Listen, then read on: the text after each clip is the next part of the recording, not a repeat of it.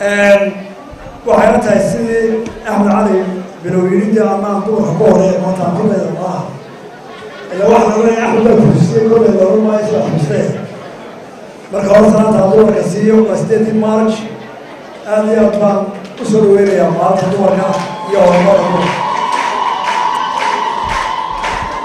waxa kale oo soo dhaweynaya dhalinyaradan kooxaha ciyaartooyga iyo رجعت والله مقعدة أقدر أقول إن عادي أتبان سولو هذا وأنا فرحان هاي حزب عادي أتبان قدرني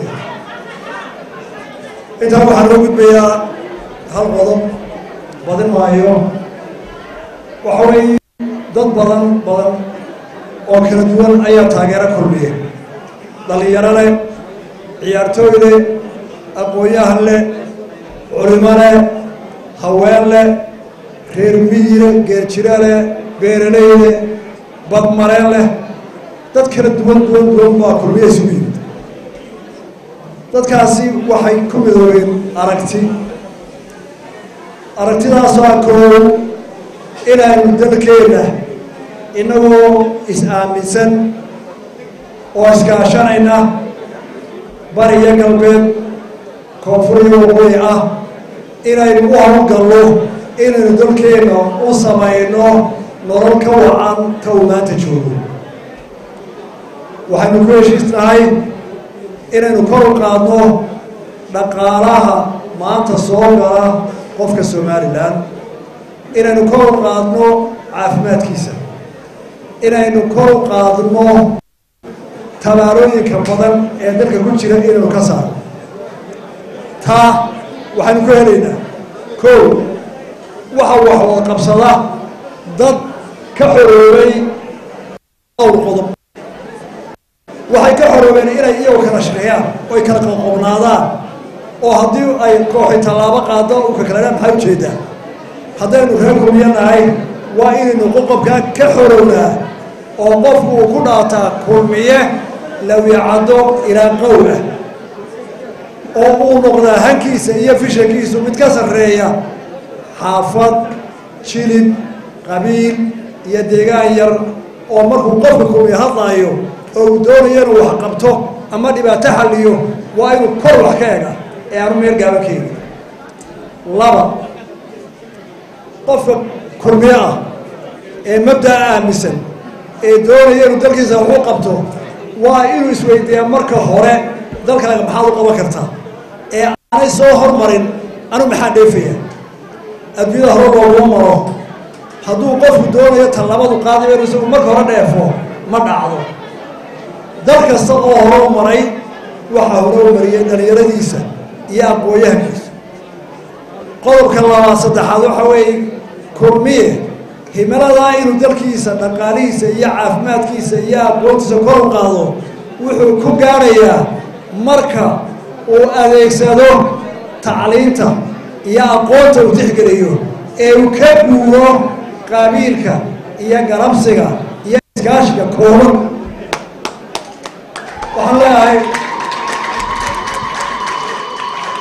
maanta dhallinyaradeenna marka dhalinyaro la idhaahdo in badan way niyad jabsan yihiin waxay maciisaan taariib ama inay isku maawariyaan waxyaalaha uu qaadku ka mid yahay waqtigooda iyo caafimaadka loo luminaya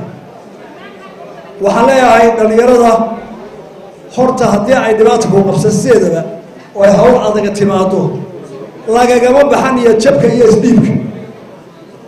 qofka bini aadmiga marka dhibaata maalan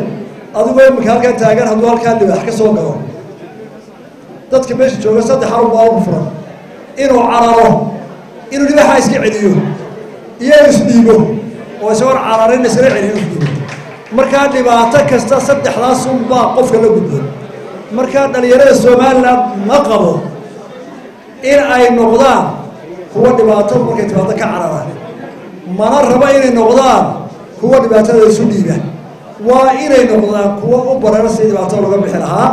waayo ilaahay wuxuu siiyey caqliga xayawaanka kaga duwan yihiin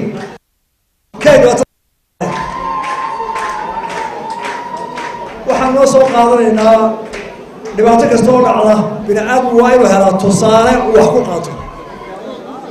waxaan tusaale inoogu soo qaadayaa Rwanda oo dal Afrikaan oo East Africa ku yaala iyo Zimbabwe oo labada waddan oo Afrikaan oo dhow Rwanda Afrika wixii ka dhacay waa weydeen 1 milyan oo qof bay gudaha iska dishay qaxootigu weynaa xasuuq weynaa wax ka dhacay maantana waxay koob ka tahay waxa dowlad wanaagga Afrika lagu majeertay koob ka noqotay Afrika oo dhaqaalaheedu wuxuu noqday Afrika ka ugu sareeya maxay ku gaadhay laba qodob iyadoo is aamintay oo ay soo go'aantay iyadoo oo wixii dulmiga sameeyay cadaalad marisay iyadoo oo ku tashatay inay iyadu dalkeeda fikirka ayadoo qabto ay gacmahooda isu geeyaan oo ay kala dagaalamaan saddexdii qodob ee aan idin sheegay uu ka mid yahay in tacliinta la soo hormariyo jaaliga xagga dambe la mariyo in lala dagaalamo waxa la yidhaahdo suuqa ama isgarabsiga oo qofka aqoonsiga kartida lagu meel mariyo iyo in la qabto qofka dulmi sameeya saddexda qodob bay isticmaalayaan waa saddexda qodob aan isticmaalo Zimbabwe waa sumid Rwanda waxa hogaaminayay nin jabhadda soo hogaamiyay oo dalka horeeyay halkaasaan mariyay Zimbabwe iyana waxa soo hogaamiyay nin jabhadda hogaaminayay 30 sano ka hor oo ka xoreeyay isticmaalka Rhodesia isna wuxuu horseeday qaraabakii inuu kaligii tashado inaanu cidna dhegeynin inaanu aqoonta isticmaalin oo wixii aqoonta lahaa ka tudaan deetana maxaa soo haray Zimbabwe maalintii xorooday ugu sarreysay Afrika inay guto hoos tagto waxaan doonayaa dadka kulmiye soo imanaya ee dhalinyarada iyo aqoonyahanku inay raacaan wadada Rwanda ee aan raacay wadada Zimbabwe inay ka xoroobaan qabyaaladda inay ka xoroobaan musuqa inay ka xoroobaan cabsida ay ka cararayaan marka dhibaato timaado inay isku kalsoonaadaan inay fikiraan taasaynu ku meel marayna oo inoo bollana wasalaamu calaykum waraxmatullaahi wabarakaatuh